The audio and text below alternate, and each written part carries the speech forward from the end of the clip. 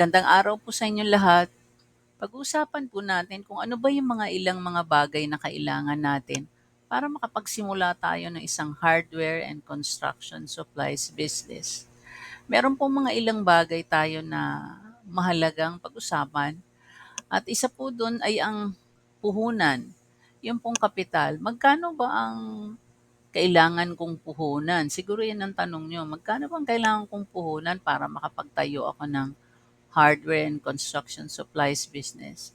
Sa totoo lang po, ang kailangan nyo po para magkaroon kayo ng makapagsimula kayo ng hardware and construction supplies business ay nasa 3 million to 5 million.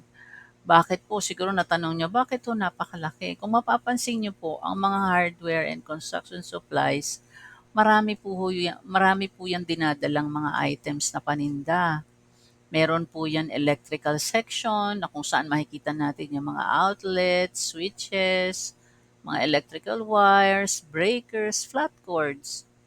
At meron din po yung hardware section. Nandyan yung makikita yung mga padlock, bisagra, mga pako, tornilyo, welding rod.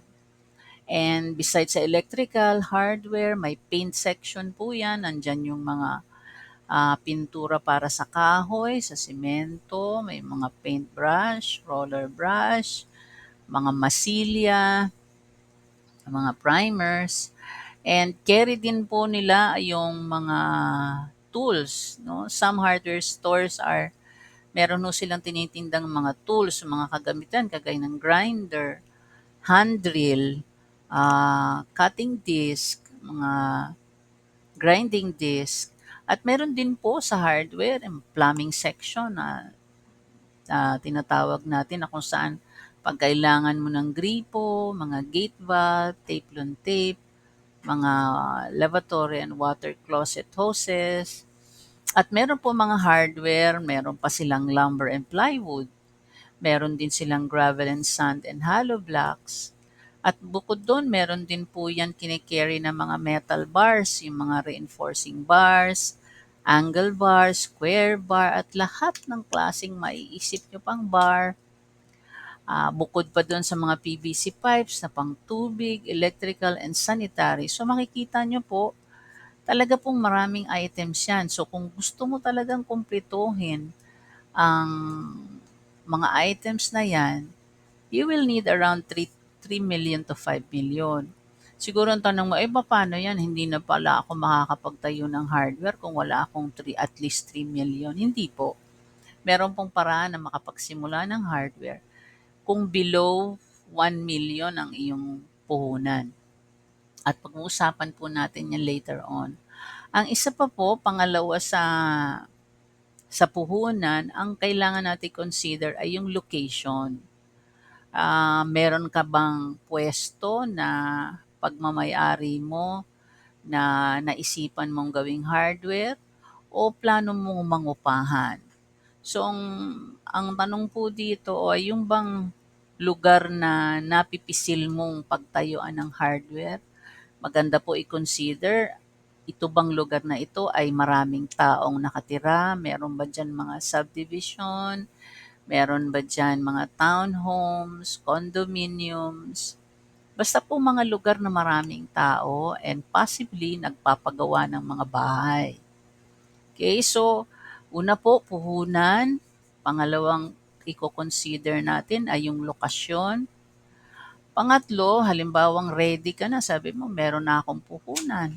Meron na akong lugar na pagtatayuan ng hardware. Ano na pa ang kailangan kong i-consider at kailangan natin ihanda ay yung legal document. Unang-una po, syempre kung ready ka na magtayo ng negosyo, dapat meron kang business name. Kagaya ng business name, yan po ay kinukuha sa DTI. Kailangan po ang legal document kasi syempre po pag nagbi-business na kayo, bukod sa business name, kailangan po ninyong kumuha ng BIR registration para ho makapag-imprenta kayo ng resibo. Kasi mga customer, pag may hardware na kayo, syempre yung iba dyan magde-demand ng resibo. Kung wala kayong resibo, baka sabihin nung mga customer, maliit lang yatang tindahan ito kasi bakit wala silang resibo? And requirement po yan, lalo na po sa BIR, na once na nakakuha ka na ng business name, kailangan po within 30 days ma-register natin yan sa BIR. Otherwise, pwede ko kayong magkaroon ng penalty for late registration. So, una po, puhunan. Magkano ang puhunan natin? Pangalawa, yung location, kung saan mo planong itayo yung hardware. Pangatlo po, ay yung legal document. Meron ka na bang business name? Meron ka na bang business permit or BIR registration? Ang pang-apat po na kailangan nyo rin pong bigyan ng consideration ay saan ba ako kukuha ng supplier o saan ako kukuha ng mga hardware items na ititinda ko. Pong kilala kong nagbukas ng hardware, siya po ay pumunta sa Soler sa Manila. Doon po ay marami kayong makikitang mga supplier ng hardware and electrical. So nagtanong-tanong lang siya doon sa Soler at nakahanap po siya doon ng mga supplier. Alam niyo po, ang supplier, hindi siya talagang mahirap na mahanap. Kasi, kasi pag meron na po kayong nabuksan na hardware, marami po yung mga supplier niyan, may mga ahente po sila. At pag nakita po ng mga ahente yung hardware mo, pupunta yan sila kasi naghahanap po sila ng benta yung mga ahente na yan, benta ng hardware items, iba-iba, merong electrical. So, once may hardware ka na, may mga mag-a-approach sa iyo ng mga supplier.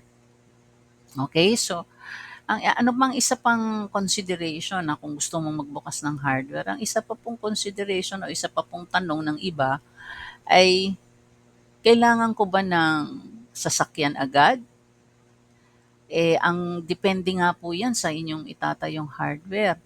Lalo na kung may tinda kayong buhangin, gravel and sand and cement, kailangan nyo po na magkaroon ng mode of transportation. Paano nyo i-deliver yung mga paninda nyo?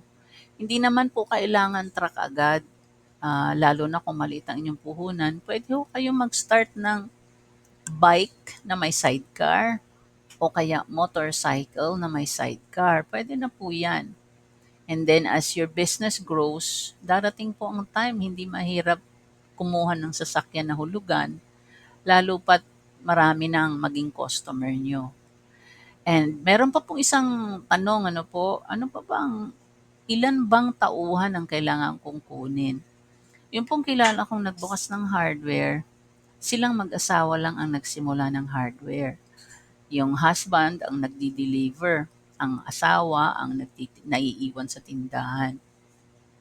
As your business progresses, pwede na po kayong kumuha. Siguro pag nakita nyong hirap na yung isa mag-deliver, pwede ho kayo kumuha muna ng isang tao to assist sa delivery. Paisa-isa lang po.